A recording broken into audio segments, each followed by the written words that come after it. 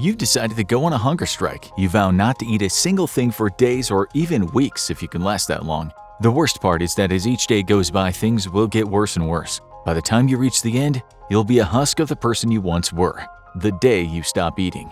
You take your final bite of a delicious meal. This will be the last food you will eat for weeks. The food is broken down into small pieces in your mouth by your teeth. Spit and saliva lubricate the chewed up food so it's easier for you to consume. When you swallow, your throat muscles expand and contract, pushing the food down into your stomach. This process is called peristalsis, and it's what allows you to swallow even if you are upside down. Ironically, it's also a process that enables you to throw up when it's done in reverse. Once the food reaches your stomach, the acids in it break down your food into basic components, one of the most important of which is glucose. Glucose is the sugar molecule that your body uses to produce energy. It's arguably the most important molecule you ingest while eating. There are other important nutrients and vitamins your body gets from your food, but the main goal is to break down anything you put into your mouth into glucose so that the mitochondria, the powerhouses of your cells, can use it to make energy. If this doesn't happen, you'll die. In the days to come, it'll be the glucose that your body craves. Everything else is inconsequential, as you'll soon find out. The food sitting in your stomach is torn apart by the acid contained within it. Some of the molecules diffuse through your stomach lining and into your bloodstream. Others are released into your intestines, where they'll travel through around 20 feet of tubes. It's here that the majority of the nutrients that come from your food are absorbed into the bloodstream, and the waste is carried to your bowels to be pooped out. Digestion can take hours to complete, which means once you stop eating, you'll not feel the effects of starvation for some time. 6 hours after you stop eating, your body's now broken down all the food from your last meal. Some of your nutrients are still in your bloodstream, but in lower numbers than they were while your food was still being digested. However, the glucose from that meal is almost completely used up. This is where your brain starts sending signals to your body that make you feel hungry. Hunger is your body telling you it needs more glucose to make energy. Really, it's just your brain's way of tricking you into eating more food so it can make more energy. But since you decided to stop eating altogether, those signals will go unanswered. It's at this point you might start to become irritable, or what's been known as hangry. Many people have a shift in their mood when they get hungry. Your brain is signaling your stomach to make hormones such as ghrelin, which stimulates feelings of hunger. Ghrelin can also make you feel anxious, which is one of the reasons you become irritable and grouchy when you're hungry. After several hours of not eating, people will not want to be around you. You might have a short temper, experience mood swings, and heightened emotions, all because your body is craving more glucose. One day after you stop eating, you wake up after a good night's sleep. Biological changes have started to occur within your body. The surprising thing is you might feel like you have more energy now than you did the day before. While you slept, your body tried to conserve energy, and now that you're awake, it's pulling whatever glucose is left out of your bloodstream to keep your body going. It's been a full 24 hours since your last meal, which means your body quickly goes from feeling good to sluggish and miserable. The energy you conserved is slowly being sapped from you. You drink a lot of water to keep yourself hydrated because although you can survive for weeks without food, you would be dead within days if you became dehydrated. You have sworn off juices and soda, so you'll not be replenishing your glucose supply that way. And although the water quenches your thirst, it will never provide you the energy you need to stay alive. You carry on and complete your daily activities. That night, as you look at your bed, it manifests into a hot, juicy cheeseburger right before your eyes. It's just your mind playing tricks on you because you're so hungry, but it seems so real at the same time. This will become a common occurrence as you drift in and out of consciousness in the days to come. Not eating will begin to mess with your mind in ways you can't possibly imagine, and in the end, it might just make you go crazy.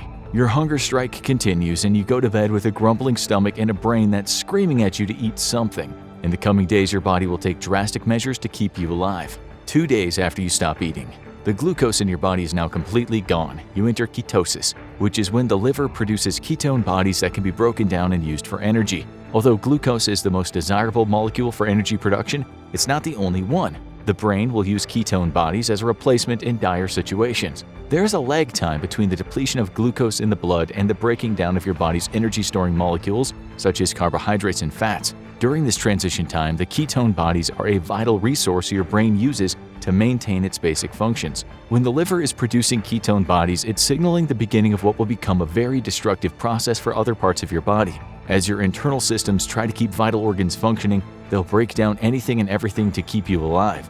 Once the ketone bodies are all gone, things will start to get even worse. Your body has to resort to destroying itself to generate more energy, and all of this destruction will come with some dire consequences. 3 days after you stop eating, your body is in full-blown starvation mode at this point and it begins feeding on itself. Whenever you eat, some of the nutrients you ingest, such as carbohydrates, fats, and proteins, are stored in your tissue.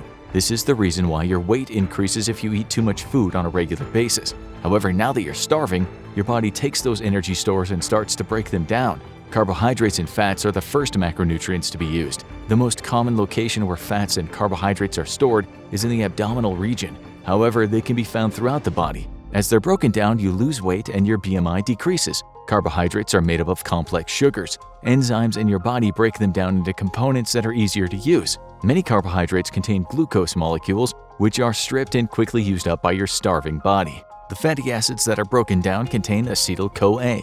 This molecule can be used by your cells to generate energy. Acetyl-CoA does not contain as much energy as glucose, but in this situation, your body doesn't care where the energy is coming from, as long as there's enough to carry out basic life functions. Your metabolism slows immensely and you feel tired all the time. It's at this point that your organs begin to shrink. This is another step your body takes to lower the amount of energy required to keep things running. At the same time, your body temperature drops, which also helps conserve energy. All of these changes can be dangerous and are clear signs your body is starving.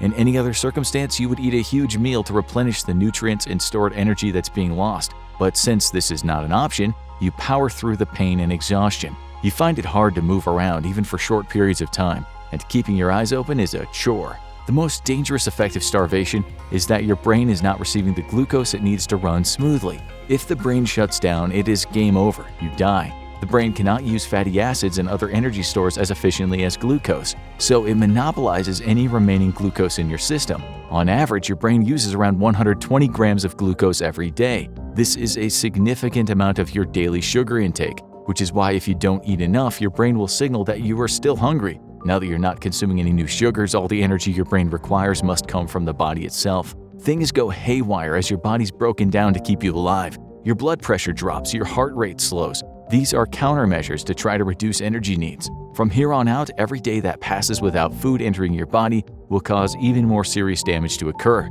In the coming days, your body will do some pretty miraculous things to keep you going, but eventually it will shut down. 5 days after you stop eating. Your body is now in a constant state of feeling threatened. You haven't eaten in almost a week, so you begin to act more like a cornered wild animal than a rational human. Your brain can't function properly, so animalistic instincts take over, and you're driven only by the will to survive. This means you might become aggressive or aggravated more quickly. Around this time, non-essential organs begin to shut down. Your body is trying to conserve as many resources as possible to keep the brain going. The digestive system is one of the first organ systems to be shut down as it hasn't been used in days. However, there are some nasty side effects that develop as a result of this occurring. Once the digestive and excretory systems start to lose energy and cells due to starvation, they cause a buildup of excess water in your body. As a result, you begin to have diarrhea. Even though you might be drinking water constantly, this can still have life-threatening consequences. As the liquid explodes out of your bowels, nutrients go with it. There's no way for your body to separate the vital nutrients from the waste being excreted. With even less nutrients available now, the brain becomes more and more strained. Your brain cells begin to die. Your brain matter loss escalates. This is especially dangerous for brains that are still developing. Children and young adults affected by starvation could end up with permanent neurological impairment even if they eventually start eating a healthy diet again. It's true that since the brain is more plastic during development, it might be able to repair itself, but the danger of causing irreparable damage to the nervous system due to starvation is a real concern. 7 days after you stop eating. Your body has used up its energy stores of carbohydrates and fats. It's now starting to break down your own proteins in a last-ditch effort to generate energy. This is when things get really bad. Once your body starts breaking down proteins, death is not too far away. You're literally tearing apart your own muscles in order to keep your brain going. Unfortunately, this is at the expense of other vital organs, including your heart. You could start to develop convulsions or disrupted heart rhythms. You're also becoming weaker and more toxins are building up in your body as your kidneys and liver begin to shut down. The brain tries to conserve as much energy as possible by reducing the amount of glucose it requires, but it still needs to send signals to the rest of the body to keep things functioning. Long-term starvation can cause you to experience hallucinations and fade in and out of consciousness. The process of breaking down proteins into amino acids and small amounts of glucose helps the body initially, but it'll only be a matter of days until a major system fails and you die. 10 days after you stop eating. You're cold all the time. You can barely lift your head off the ground, let alone stand up. Your eyes have become super sensitive to light, so you have to sit in the shade or in a dark room just to prevent a throbbing headache from developing. You start to cough as you feel yourself getting sick. You become more susceptible to disease without the necessary resources or energy to make antibodies. Your immune system has become compromised. And even if you are just lying in isolation as you suffer through starvation, it's only a matter of time until you're attacked by a harmful pathogen. When this happens, your body will not have the energy or nutrients it requires to fight off the infection. Your white blood cell count is low. The antibody proteins your immune system would normally develop cannot be made due to a lack of resources. Much of the protein in your body has already been broken down and repurposed as an energy source. There just isn't enough left over to generate the components needed to defeat the pathogen. If you're lucky, you might receive medical interventions before the disease kills you. But this will do nothing if you don't get food into your system. Chances are that even if you do catch a cold after close to 2 weeks without eating, it'll be starvation that causes your body to shut down, not the illness. 14 days after you stop eating, your teeth begin to decay. Even if you decided to eat something, you're not sure you'd be able to chew and swallow it. You feel so weak that you're almost positive that if you fall asleep, you won't wake up. Your bones have become brittle and seem as if they'll snap if you move. All you can do is lay on your back and stare into the darkness. Your body has broken down every store of energy it can find. Your muscles have all been torn apart. Your bones have lost density. 21 days after you stop eating.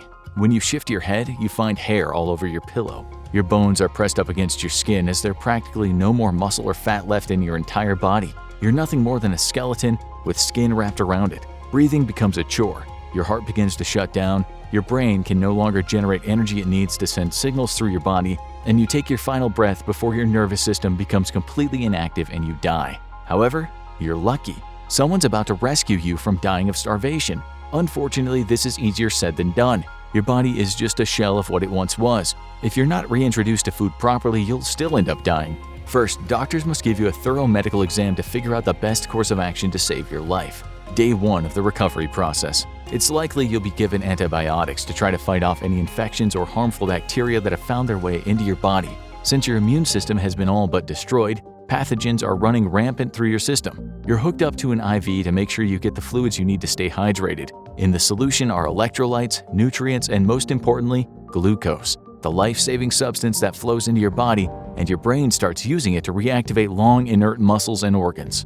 Day 2 of the recovery process. You might be given soft foods full of nutrients, such as peanut butter paste. If you're able to drink on your own, skim milk could be one of the fluids that doctors ask you to consume. Both are high in vitamins and minerals and will help your body begin the recovery process. You would not be able to eat solid foods as you would be too weak. If you try to eat too much too quickly, you'll make yourself sick and throw it all up. This would obviously defeat the purpose of trying to eat in the first place. Day 3 of the recovery process. You're monitored for any swelling that might occur as a result of introducing food back into your system.